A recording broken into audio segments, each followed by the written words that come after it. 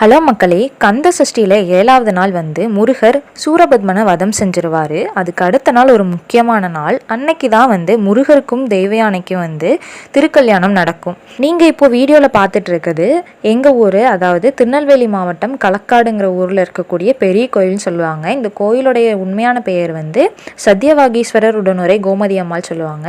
அங்கே நடக்கக்கூடிய முருகர் தெய்வானையோட திருக்கல்யாணம் தான்.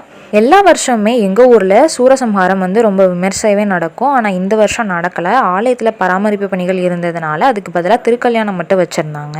முதல்ல மூலவருக்கு வந்து அபிஷேகம் நடந்தது. அதுக்கப்புறம் அவருக்கு வந்து ஆராதனை, தீபாராதனைலாம் காட்டிட்டு அதுக்கப்புறமா வந்து உற்சவரையும் வள்ளி தெய்வானையும் வந்து திருமண மண்டபத்தில் வச்சு அவங்களுக்கு வந்து கல்யாணம் நடந்தது.